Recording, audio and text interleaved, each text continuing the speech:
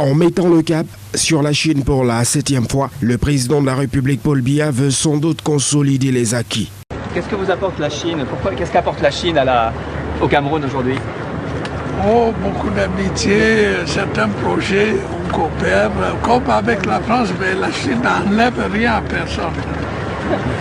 Une coopération sino-camerounaise établie depuis 1970 et renforcée depuis peu par le dialogue, la confiance politique mutuelle, le soutien sans faille du Cameroun au statut d'une seule Chine, l'attachement à la stabilité des institutions et à la paix dans les deux pays, gage de développement durable. Le pays de Xi Jinping soutient d'ailleurs le Cameroun dans le cadre de la bataille asymétrique engagée contre la nébuleuse Boko Haram. Le renforcement de la coopération parlementaire font partie des éléments inclus dans le dynamisme de la coopération bilatérale entre le Cameroun et la Chine. Le Cameroun, dont la vision d'émergence est fixée à l'horizon 2035, a su harmoniser sa position avec celle de la Chine qui prône l'avènement d'un socialisme moderne. À quelques jours de la tenue du 3e sommet de la coopération sino-africaine, les deux parties camerounaises et chinoises avaient également rappelé l'importance du dit forum en tant qu'instrument de coopération pour un partenariat stratégique et réaffirmé leur soutien sans équivoque à la réforme du système des Nations Unies, en particulier celle du Conseil de sécurité, pour permettre à l'Afrique d'obtenir une place de membre permanent au sein de cette auguste institution. Le chef de l'État Paul Biya avait d'ailleurs exprimé l'adhésion du Cameroun à l'initiative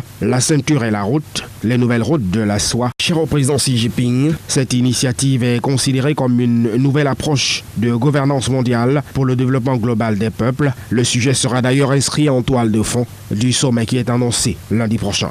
L'axe Yaoundé-Pékin fonctionne donc à plein régime et les résultats sont quantifiables. En mars dernier, lors de sa 6e visite, Paul Biya avait d'ailleurs saisi l'opportunité de ce séjour au sein de l'Empire du Milieu pour signer plusieurs accords de coopération économique et technique. Il s'agit de l'accord sur le fonds d'aide pour les 3 prochaines années, un don de la partie chinoise sans contrepartie d'une valeur de 400 milliards de francs CFA.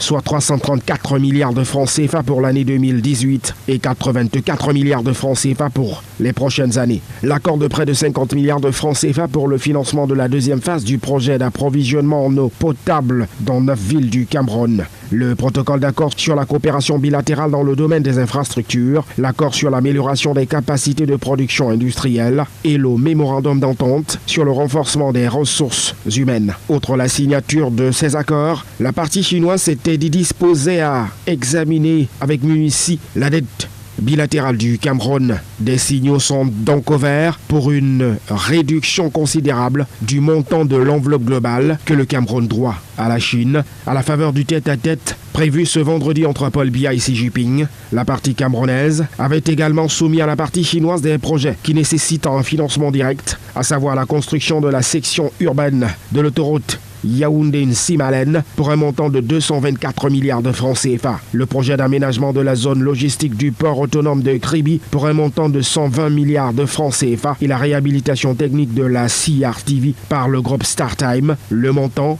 110 milliards de francs CFA. Certains projets qui ont fait appel au partenariat public-privé avaient aussi été soumis aux Chinois. La première phase de la construction de l'autoroute Yaoundé-Douala pour un montant de 103 milliards de francs CFA ainsi que la deuxième phase de ce projet pour un montant de 684 milliards de francs CFA. La construction de l'autoroute TD à Kribi pour un montant de 485 milliards de francs CFA. Il convient de rappeler que lors de cette visite en mars dernier, le chef de l'État Paul Biya en avait profité pour se rendre dans quelques géants de la technologie chinoise.